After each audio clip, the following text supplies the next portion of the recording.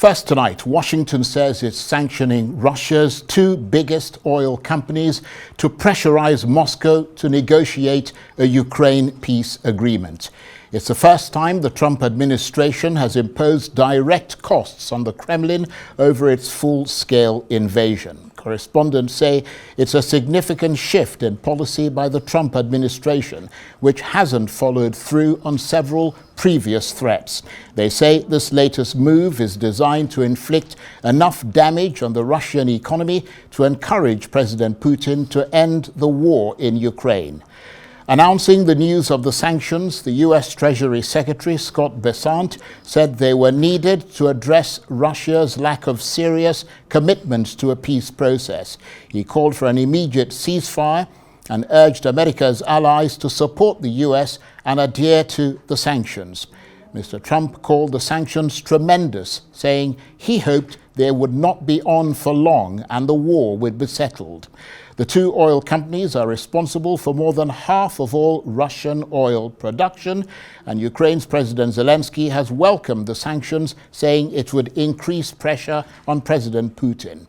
But Moscow said they were entirely counterproductive. The outspoken former president, Dmitry Medvedev, said they amounted to an act of war. Question today is a very big day in terms of what we're doing. Look, these are tremendous sanctions. These are very big. Those are against their two big oil companies. And we hope that they won't be on for long. We hope that the war will be settled. Well, I think that in terms of honesty, the only thing I can say is every time I speak with Vladimir, I have good conversations, and then they don't go anywhere. They just don't go anywhere. So in that sense, but no, look, he's fighting a war. He's in a war. That's two very competent sides, and that's the way war is. You never know with war, but I would say that it's time to make a deal. A lot of people are dying. We consider this step to be exclusively counterproductive, including in terms of the signal it sends regarding the possibility of achieving meaningful negotiation outcomes in the Ukrainian conflict. Our country has developed a strong immunity to Western restrictions and will continue to confidently develop its economic potential, including its energy potential.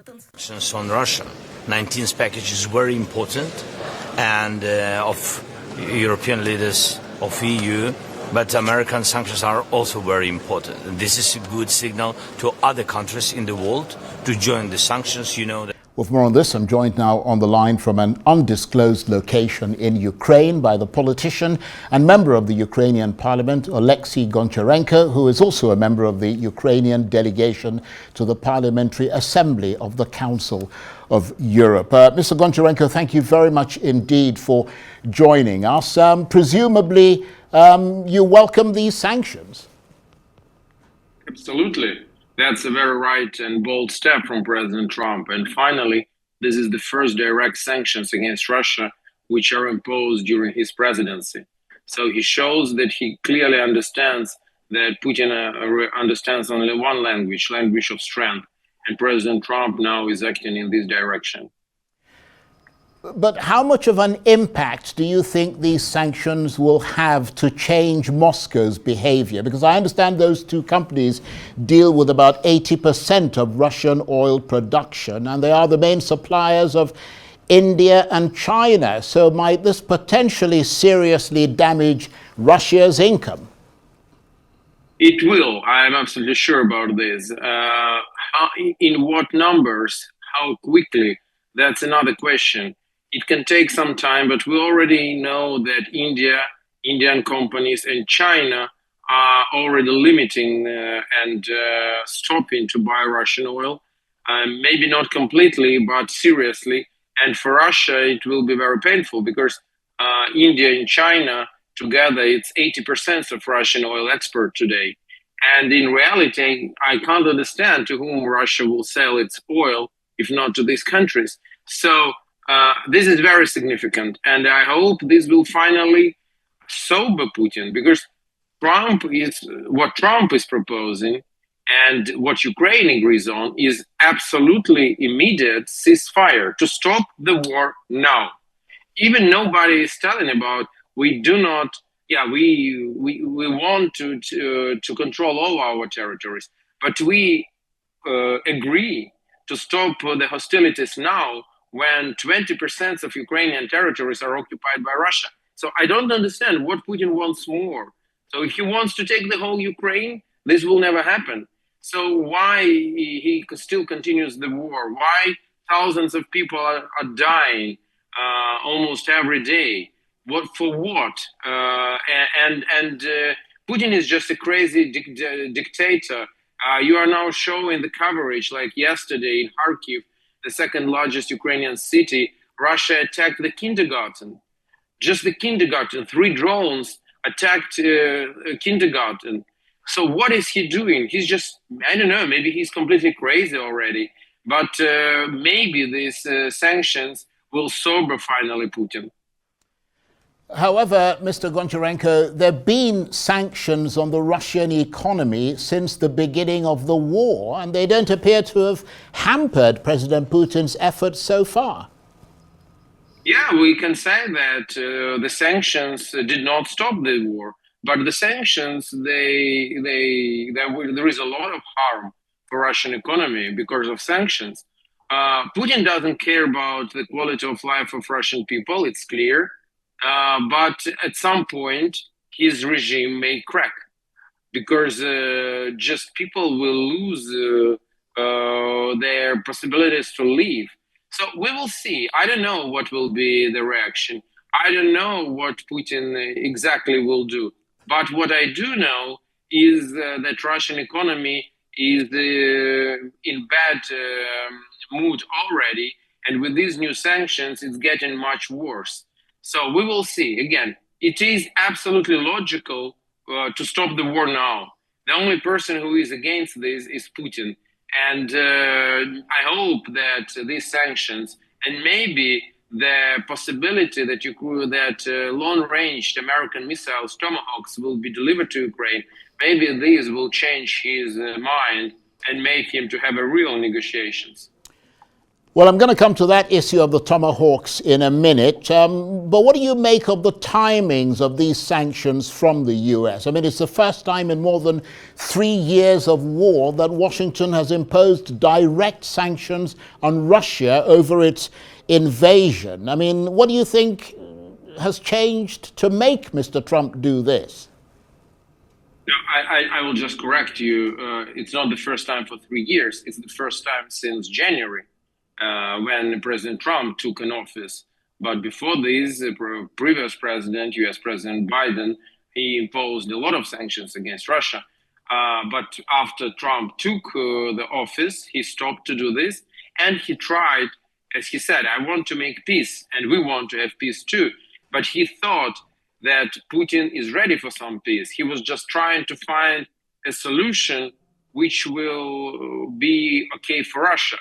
But unfortunately, the life showed to President Trump what we said from the beginning, that Russia, unfortunately, they can't be satisfied because they all time want more. They took this part of the land, we want more. They want more, they want more. And even if to imagine that they would take the whole Ukraine, they're not going to stop. They will then attack Baltic states, Caucasian states, Moldova, Poland, and so on, Scandinavian countries. So I think that Trump realized this, that these, like you show in this red carpet in Alaska, so he tried to be very polite with Putin. He rolled the red carpet ahead of him, but it didn't give anything. It didn't work with Putin. So I think Trump realized this, and now he changed his attitude, and now he changed his way of dealing with Putin. And that is absolutely right.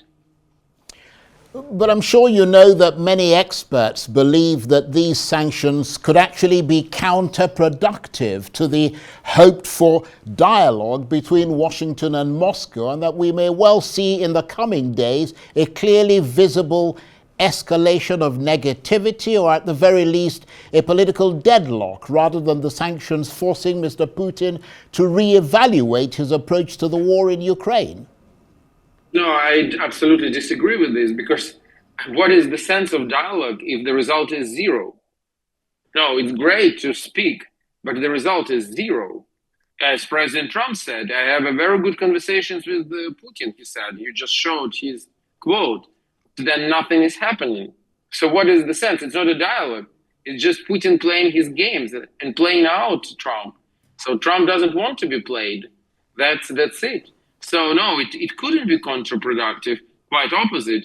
I think it will be productive, and I really have a hope for peace. And you mentioned tomahawks earlier, the extent to which Ukraine welcomes these sanctions.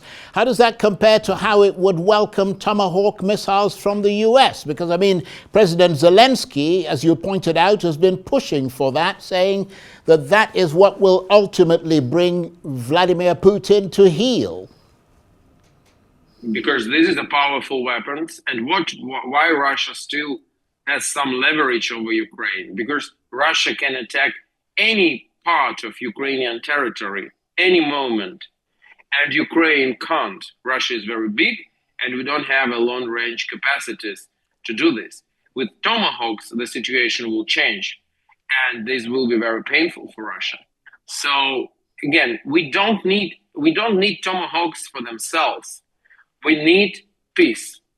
We tried to, so Ukraine in March said, we are ready to stop the war right now on the current lines. From that time, the war continues only because Putin still wants to continue the war. That's it. So for us, tomahawks is an instrument which should take Putin to a real negotiation table. And President Zelensky is this week engaging in a full-on, quite frantic travel schedule beginning in Brussels today. What is he hoping to achieve? It's clear we have a lot in our agenda. It's more sanctions against Russia. It's also the question of European integration of Ukraine, because we want to become a member of European Union. It is the question of financial and economical support to Ukraine. It is the question of military support. We have a very good and big possibilities, for example, of cooperation with Sweden, which produces one of the best military aircrafts in the world, Gripen, and Sweden is ready now to deliver these aircrafts to Ukraine. So Ukraine continues to develop its military capacities, and that is the right way to act. Mr. Goncharenko, I want to thank you very much indeed. It's really good to talk with you. And Oleksiy Goncharenko is a politician and member of the Ukrainian parliament. He's also a member of the Ukrainian delegation to the Parliamentary Assembly of the Council of Europe. And he was talking to me from an undisclosed location in Ukraine.